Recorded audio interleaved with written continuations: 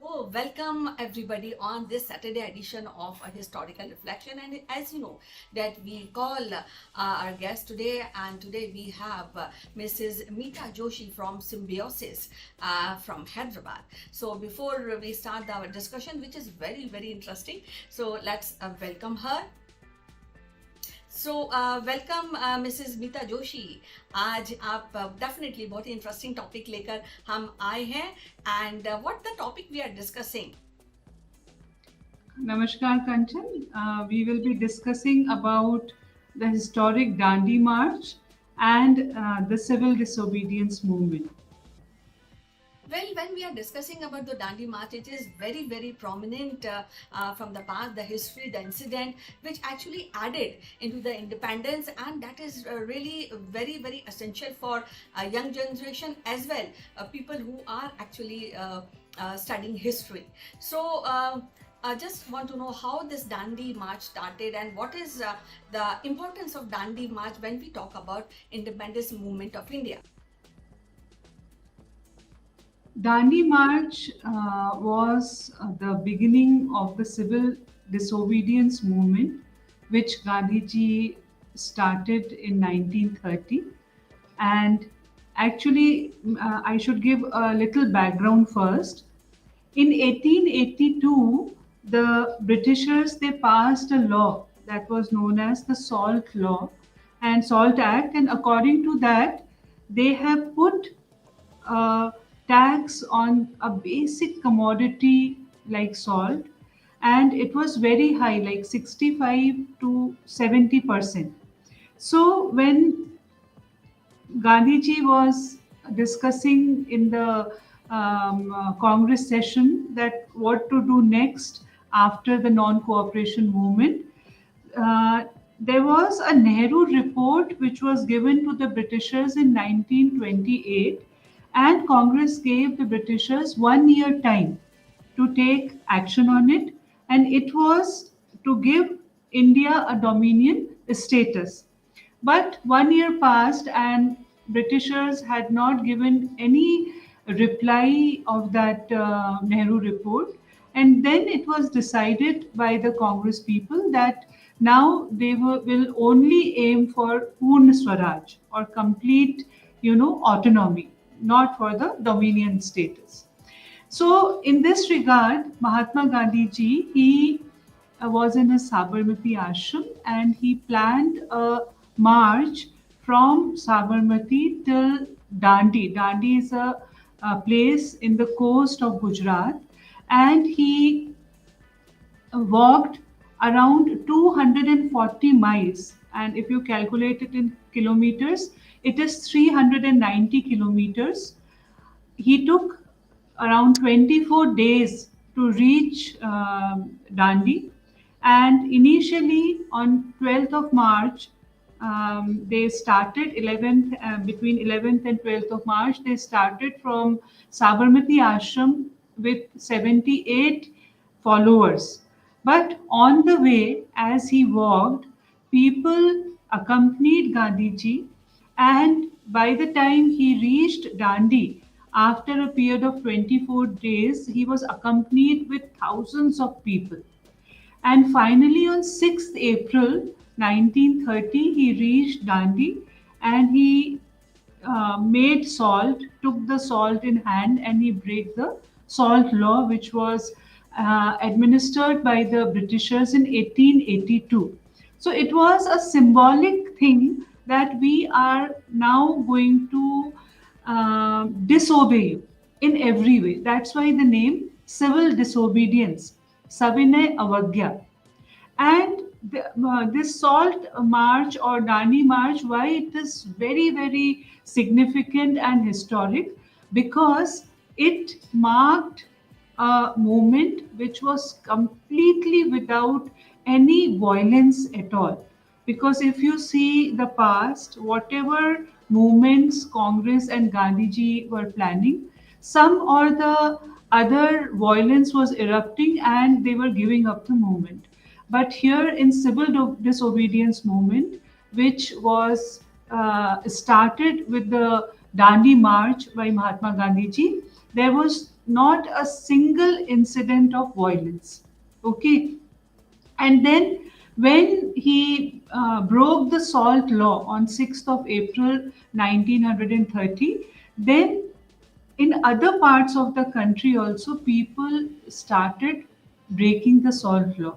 For example, in Tamil Nadu, C. Rajgopalachari, he walked around 140 miles to break the salt law. Then K. Kilappan, who was the hero of Vaikom Satyagrah, he also walked from Calicut to Payanur and he broke the salt law. In Assam, there is a place known as Sylhet. So from there, a band of volunteers, Congress volunteers, they walked from Sylhet, Assam, to Noakhali on the Bengal coast to make salt. So this way, all over India, people participated in the civil disobedience movement by breaking the salt law. So it is a very, very, important and historic march which is recorded in the pages of history, because from this march the Britishers understood that because it was not only that the salt law was broken, but the agenda of that civil disobedience movement was that you have to boycott all the government posts, you have to give up your government posts.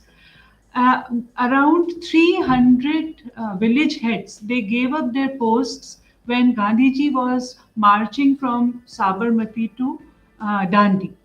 And that way, if you see all over, within a year, around 60,000 people they quoted arrest in support of the civil disobedience movement. So it is a very, very important movement and a very, very historic march which was led by Mahatma Gandhi ji. In the northwest frontier province, I think everybody will be aware of a name, Khan Abdul Ghaffar Khan, who is also known as Simant Gandhi. His nickname was Simant Gandhi. So he had a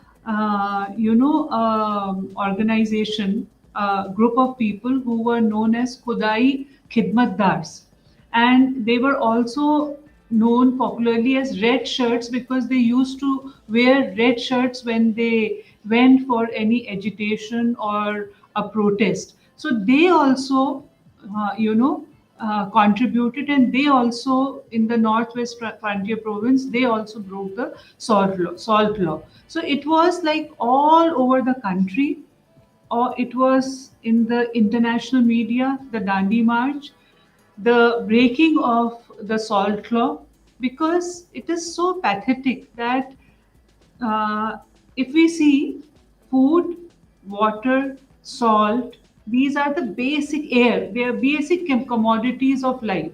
So the Britishers have put tax in that basic commodity of salt. So when it was broken, there was a ripple effect all over India, and many people they participated in this breaking of salt law and the initiating or inauguration of the civil disobedience movement. अ, आगे बढ़ने से पहले मैं सभी अपने दर्शकों को बताना चाहती हूँ कि हमारे बीच में है मिसेस मीता जोशी, जो कि सिम्बियोसिस में हिस्टोरियन की तरह से रिप्रेजेंट कर रही हैं आज। और आपके कोई भी प्रश्न हो या कोई भी कमेंट है या कुछ ऐड ऑन करना चाहते हैं इस डिस्कशन में, तो आप सभी का बहुत बहुत स्वागत है। So before we go further, Meeta ji, I would like to ask you, when we are talking about salt law and the taxation actually in the medieval time also Alauddin Khilji has started the taxation on the different commodities. But when we talk about breaking of salt law, so the taxation was there or it was less? What was the position? Though already there was an unrest regarding the British goods, and somehow people of India were actually looking at something where they can fight upon, and that can impact the Britishers to leave and give Indians independence. So I just want to know what is the difference, what is the kind of taxation and how it has enhanced, and definitely you have already discussed the impact of this taxation. So just more clarity for our viewers. See, Kanchan, Britishers, as I always say, they were very, very oppressive and repressive by nature. So they have, in 1882 they started this Salt Act, in which they said that salt is also taxable. That means they will collect tax apart from land and other things on tax also. So when in 1930, when Gandhiji was just thinking and researching that what will be his next step in the Indian national movement, and the Congress also, when they discussed with Mahatma Gandhiji, so they came out with a common opinion that they should target the salt law, because in Dharasana there was a factory of Britishers, Dharasana Salt Works. So they went up to there. Sarojini Naidu, because Gandhiji and Nehruji were arrested. So Sarojini Naidu, along with the son of Mahatma Gandhiji, they went to Dharasana Salt Works, and there also they protested and they were arrested by the British police. So it was a very inhuman act or law, which they had passed, the Britishers. And first of all, you have colonized India, and then you are not giving this liberty to the colonized Indians that they can eat salt, they can have salt in their food without a tax. So it was so, inhuman and pathetic.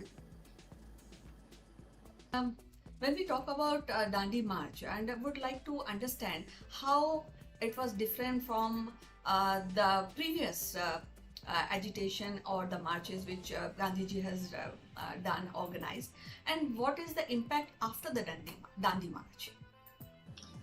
if, if we see of all the movements which happened till now, this was the longest walk. As I told you, 240 miles, and if you convert it into kilometers, it is 390 kilometers. And it was also termed as a wide flowing river by the British media. Why? Because Gandhiji was wearing white khadi, and all the followers who were following Gandhiji, they were also wearing white khadi clothes. So if you see from a distance, it looked like, a white river is flowing. So the British media, they said that wide flowing river instead of the Dandi March, because he started with 78 people, and when he reached Dandi, there were thousands of people who accompanied him, and not only men but women too. So this is one of the achievements of civil disobedience movement and the Dandi March, that the women who were in Parda, who were in the confinement of their homes, they came out to support Gandhiji, to walk with Gandhiji till Dandi to break the salt law. So it is a very, very, unusual thing which happened in the national movement, because but, by this time only very few women leaders we had seen on the national scenario, like Sarojini Gandhi, then Mahatma Gandhi's wife Kasturba Gandhi, and to name a few, very less women were there. But with the Dandi March, when he walked for continuous 24 days, so many women and youth, and they accompanied him till Dandi. And it is a very big achievement that, as I said, women came out of their houses. And not only women, the what was the strategy of Mahatma Gandhiji? I will tell you. He said, suppose that time in India there were 7 lakh villages. So he said, even if a minimum of 10 people, they come out of these 7 lakh villages, then it will be a huge crowd. And Britishers cannot, do lathi charge or do any violence against us, because we are doing a very silent civil disobedience. We are not doing any protest. We are not doing any violence. We are just walking and reaching a place. So in this, what happened, the illiterate people, the peasants, they also joined Gandhiji. And on the way, when he, from wherever he passed by, people would sit outside their homes with a charkha, weaving their cloth, just to show their silent support, that we are with you.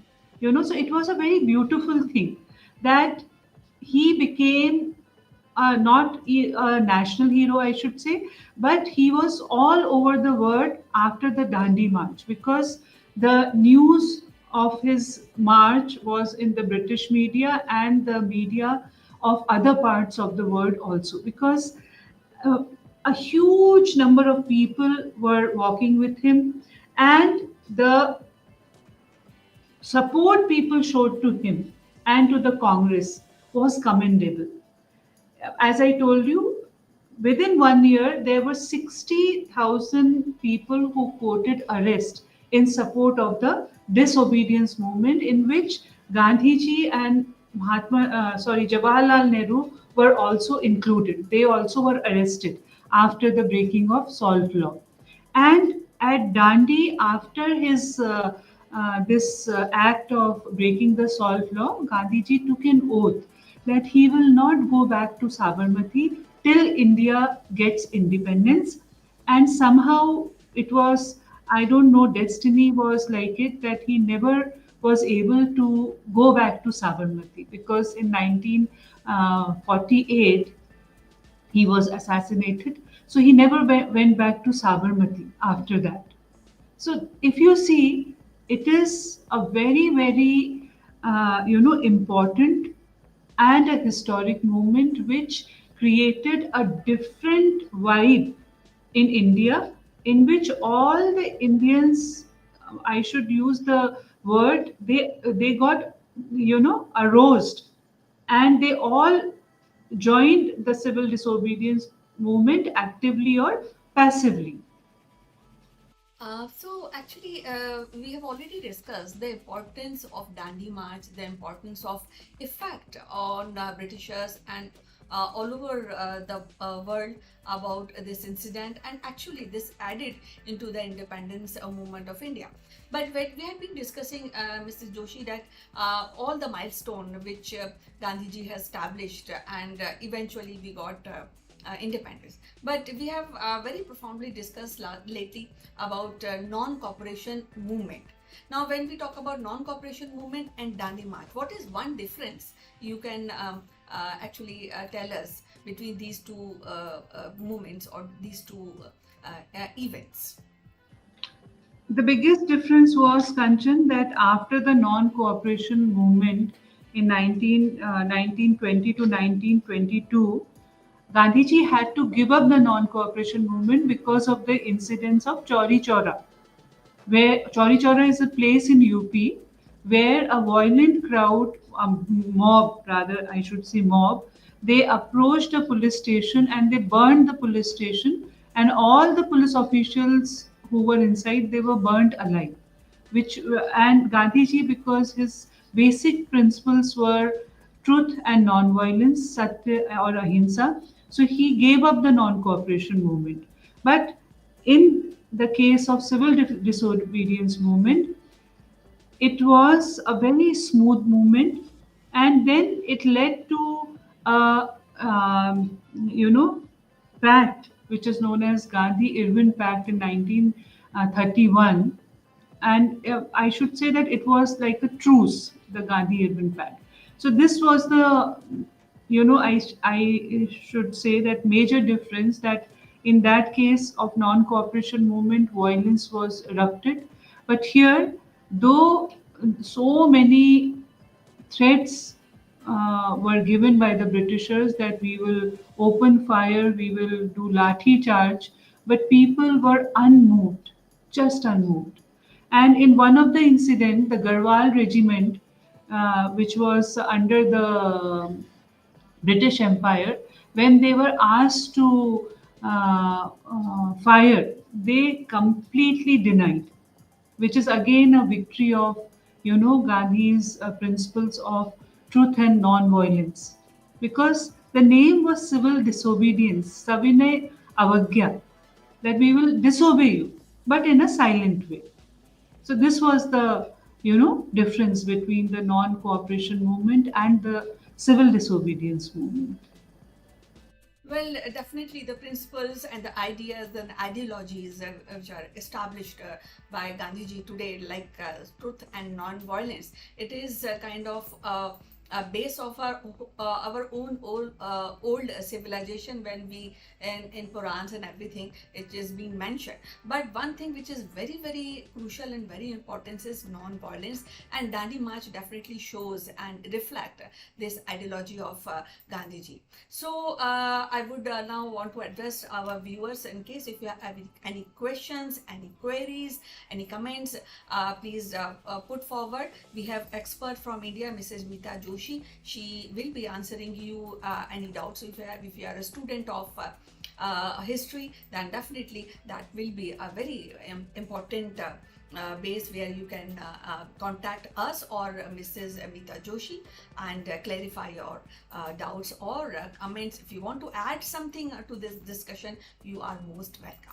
So Mrs. Meeta Joshi, it is as usual really very interesting discussion today on Dandi March, which is a very important milestone when we talk about Indian independence. So thanks for discussing this important incident. We will be meeting again next Saturday with more profound, more interesting topic from the past, and we reflect the how things have occurred and how we got our independence, which is so crucial for everybody, every Indian. So all the thank you so much. See you again on next Saturday.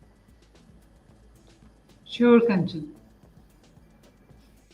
Okay, so we were discussing about Dandi March with our historian, our expert from India, Mrs. Meeta Joshi. So we look forward again. Please join us on next Saturday with we will be discussing more profound topic. So till then, see you. Bye bye.